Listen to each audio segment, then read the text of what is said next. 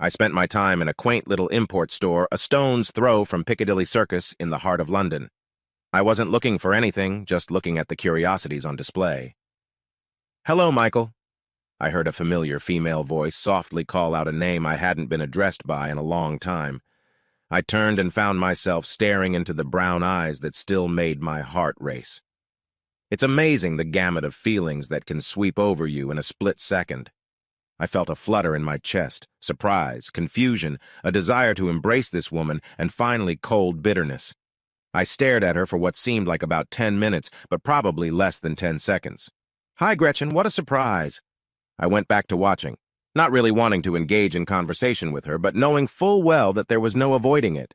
Gretchen, I knew, would never leave things alone. "Do you have a few minutes to chat? I'll let you buy the girl some coffee and we can talk," Gretchen offered teasingly. "I don't think so, Gretchen. I have time, but I'm not sure we have anything to talk about," I stated emphatically. I didn't want to be polite to the woman who'd ruined my life. I knew she would persevere, but she would have to work for it. I heard a quiet sigh and then, "Please, Michael, I'd really like to talk to you and I'll get some coffee." I stared at her dumbly for a while and then gave up. "Okay, but call me Mike. I'm not called Michael anymore." She rolled her eyes slightly and said with a touch of arrogance, "I think I've earned the right to call you Michael if I want to." "Okay, Pookie, have it your way," I replied. She was visibly shocked that I was using the long, buried, affectionate address I used when we were together. On happier days, I would teasingly approach her from behind and hug and caress her. I always said in a whiny voice, "Come upstairs, Pookie, and give me some love. I'm needy, Pookie. I must have you. Please, Pookie, let's get naked." Invariably, she would shriek and, giggling, say, "Get away from me, you pervert. You won't get any love until I'm ready. Go take a cold shower, you booger." Often, these one-act plays would devolve into me playfully chasing her around the house or her spraying me with the kitchen sprayer. It was all fun, and we both loved it. Those were good times. She got very embarrassed and thought for a second. "You're right, Mike," she said softly and sadly. I was surprised by her reaction and sensed that there was much more behind this surrender than could be explained in words. She briskly approached the counter and spoke to the owner in a language I had no idea about. The short Asian woman behind the counter looked at me, nodded solemnly, and then bowed, inviting us into a small coffee bar at the back of the store. There were 2 small tables in front of the bar, surrounded by wicker chairs. We chose a table, sat down, and a smiling woman brought us 2 coffees. Without even thinking, Gretchen chose the chair facing the bar and the wall, while I went around the table and took the chair facing the door. Muscle memory doesn't forget. It was a ritual we'd practiced thousands, maybe millions of times over 24 years of marriage. I had to face the door. It was a nervous tick left over, if you will, from my time serving in Vietnam. After all this time, we still observed our rituals. I think we both noticed it, judging by the curious half-smile that appeared on Gretchen's pretty face. We sat in silence for a long time, and despite my best efforts, my mind wandered back to the last time I'd seen this beautiful woman, my ex-wife. We lived in a small town in Connecticut, and I considered us a happily married couple. For the past few months, my wife seemed distant. I saw and talked to her every day, but I felt a disconnect coming between us. I tried to ignore it and redoubled my efforts to draw her away and bring her close to me again, to make her happy. Our 2 children by then had left home, trying to establish themselves in their new roles as adults.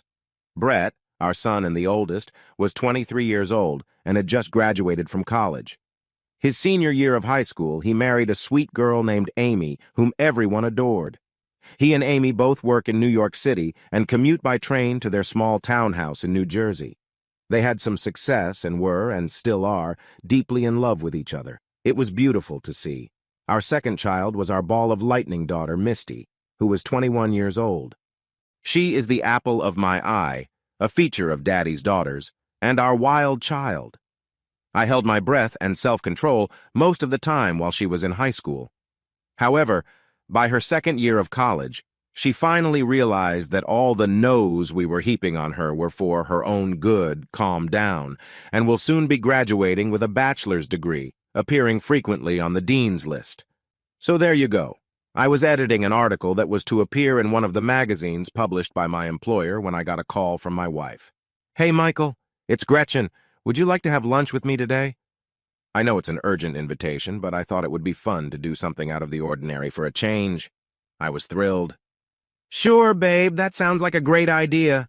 I'm glad you called. Do you have some place in mind, or should I pick?" "Meet me at Café Paris in, say, 45 minutes. Is that okay with you?" Gretchen asked in a professional, measured tone. It felt like distance was still being maintained, but at least it was a start. I was beyond excited and really hoped for a warming of our relationship. "I'll be there with the bells on. Maybe I should wear something else?" I said with a grin, trying to lighten the mood and show how pleased I was. "Yes, please," she replied, not very cheerfully. "Okay, I'll see you at 12:15. "Thanks, babe, that's a great idea. I love you," I said, getting up from the table and pulling out my jacket with a wide grin on my face. She simply said, "Okay, I'll see you soon." I hurried to my car and drove across town to meet my favorite wife for lunch. I can't describe the delight I felt at this simple gesture on her part. When I walked in, she was sitting at the table with a glass of wine. I touched her shoulder and leaned over to kiss her. She turned her head slightly and gave me a peck on the cheek. I guess that should have told me something. I said, smiling stupidly, "Hey, gorgeous, looking for a date?" She smirked slightly. "Let's order so we can have more time to talk afterward." We ordered, and she started talking about some translation projects she was working on at Trade, the import and export company she worked for as a language specialist. I ate and listened to her, but I started to feel a little uncomfortable. She hardly touched her food at all. After the dishes were put away, she paid the bill with her business credit card, saying that everything was fine and that her boss knew she was treating me to lunch. She looked down for quite a while and was silent. I was about to ask what was wrong when she, looking me straight in the eye, said, "Michael, you can't just say it like that. Michael, I've been having an affair for about 8 months. I love him and I want a divorce." I was stunned, shocked, and destroyed in one fell swoop. I stared at her in silence and couldn't speak. My world split in half in an instant. Never in my life, not even after what I had seen in the war, had I been so shocked. I was broken at the core. I couldn't think. I couldn't speak. Everything was lost. I was lost. She went on to tell me that he was extremely wealthy, a billionaire in fact, and that he would be picking up all the costs of the divorce. Since he is so rich, they would not claim anything in the divorce. I could keep everything. I seem to remember her saying something about my little assets staying intact. At the word possessions, she made a disgusted gesture with quotes in the air. I knew she was talking, but I couldn't really hear anything. It was as if I was in a tunnel where I could see my wife's lips moving, but I couldn't hear a sound. All the words were like bells ringing my doom. Then she continued, "This is what I really want, Michael, and it's in our mutual interest if you don't fight back. Fighting it will only prolong the agony, but the result will be the same. I'm leaving for Europe with him tonight, and I won't be back." She did say won't be back. Anytime soon. At least not until the divorce is final. Please let it happen without interference. You have always had a vested interest in my happiness, and this is something that will make me very happy. I'll call the children when I'm settled in Paris. I'm not sure how they will take it, but you needn't worry about that. With those words, she got up and walked out of my life, and I was still sitting there, not believing what had happened. The kids, as it turned out, didn't take to it very well. They were as stunned and hurt as I was. She never called them, and I had to break the news to them myself. I was effectively accused of killing her and disposing of her body. The months following my wife's passing were horrible. My children and I fought fiercely, digging in our hearts about what we had done to make it happen and exchanging accusations. I was able to get the name and some information about Gretchen's beau from her office, unofficially. I then started searching the internet for any pictures or articles about him. Fortunately, I was able to find some photos of him with a radiant Gretchen in an embrace, taken after her departure, which finally disproved the suggestion that I had anything to do with her disappearance. Interestingly, she was not mentioned in any of the photos, even though several people were listed in the captions. Apparently, they were trying to keep their home life private. After about a year, I was able to get my new life together and began to take an interest in life again. During this time, I became friends with a few select, read disgruntled employees of Gretchen's former employer. I found out that senior executives not only knew about Gretchen's affair, but also provided cover for her. It seems that some of her beau's companies provided a lot of work and products for trade, so they thought it was in their best interest to make him happy. They even sent out memos to some employees advising them to keep things quiet and ignore what was going on. Gretchen's scheming took place on company time. Can you say lawsuit? Yes, I sued them. Now I'm living quite comfortably off them. I don't get my pound of flesh from Gretchen or her beau. Note. Part of our divorce agreement was that I would never reveal the identity of her beau. Blah, blah, blah. But I don't mind making the guilty party feel my pain. It's been 3+ years since our last lunch, and I found myself sitting at a communal table across from my favorite ex-wife. She still looked very beautiful. The best clothes, hair, and makeup that money could buy, but she had a tired, sad look. Those soulful brown eyes of hers, eyes that I'd always adored, told me nothing. She seemed to be dead inside. When she was happy or excited, those eyes would dance, flash, and sparkle with life.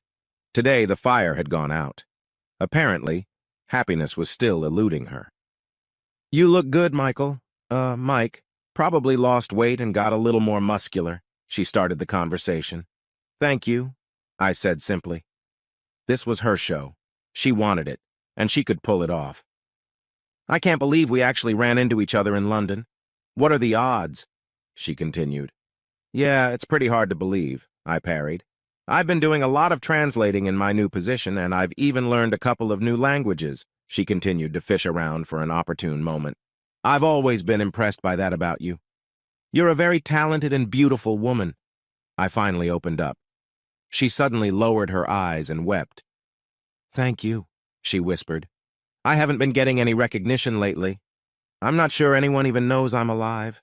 I thought your husband was going to put you on display." "He never married me. I'm just a sex toy that can speak multiple languages. If he wants to make a good impression on someone, he takes me out to show them a good time and talk to them in their language. A 40-year-old American woman who can speak more than English, can show people around almost anywhere and is willing to get laid is, I think, rare. I've become a valuable whore," she said sadly. "What? Why don't you leave? Get on the nearest plane and get the hell out of Dodge," I said hotly. "It's complicated. I live a very, very good life, but I'm being watched all the time. It would be very hard for me to leave. The only reason I can talk to you now is because we met by chance and I didn't leave the store. Also, Marika, the owner is a friend of mine and she kind of has my back if I need to hide for a while." "It sounds awful, but I guess it's your choice. Okay, let's change the subject. Why didn't you ever call the kids? I had a really hard time convincing them that I didn't kill you or get rid of your body. They were really devastated that they never heard from you." I was now insisting on answers. She only seemed to sink further into sadness. I wasn't allowed to. I left that afternoon on a private jet, and access to my former life was completely cut off from me. As I said, I was constantly being watched. She suddenly leaned forward and looked directly at me.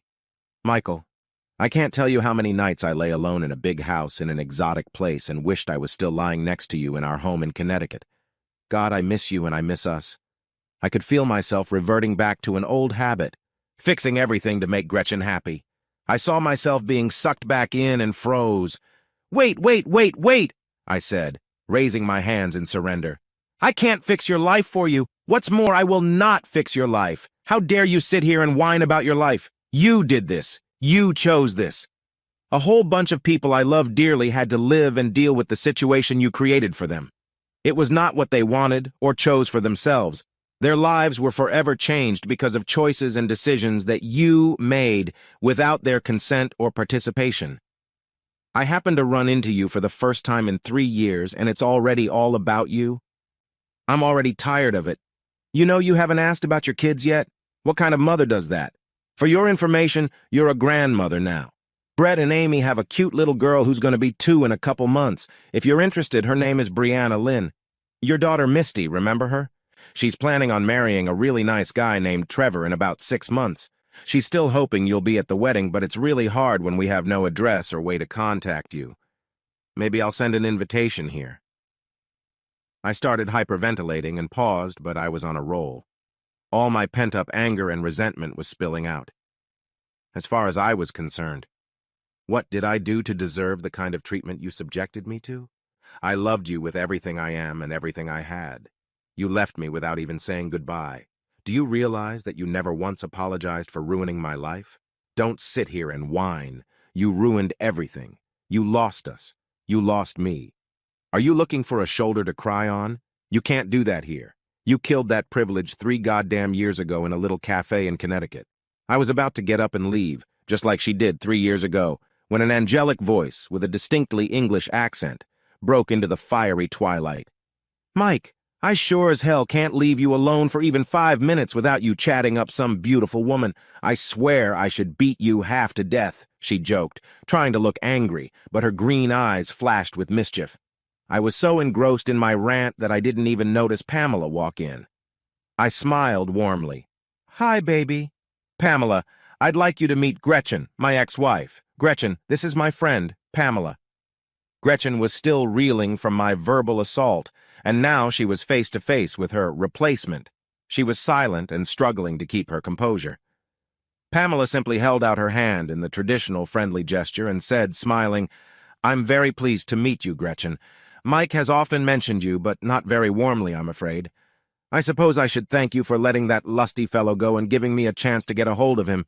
He can be quite a nuisance, but I am gradually accustoming him to the house. Pamela looked at me and smiled broadly. She stroked my shoulder fondly and continued, Mike, my crazy Yankee, I'm afraid we must be off if we are to catch the train to Ely. I'm sorry to interrupt you, but I'm worried about the time. I patted her leg. Don't worry, my sweetie, I'm just finishing up. Then I turned to the still struggling Gretchen and said, We have to run, but thanks for the coffee and for your time. I'll tell the kids you say hi for me and tell them you said you love them, even though that's a bit of a lie. I shook her hand and then said, I hope, Gretchen, that you find your happiness someday. But I'm afraid you're looking in the wrong place. Thank you also for 23 good years. They were mostly happy years for me, and I really thank you for that. Goodbye, Gretchen. Gretchen continued to sit with the same shocked look as I had 3 long years ago. Pamela and I stepped out into the bustling life of London to meet the appointed train. She never asked about the reunion, but I think she heard enough to know that it was not a joyous reunion. For the first time in a long time, I felt free. Yes, I felt free, and even a little happy.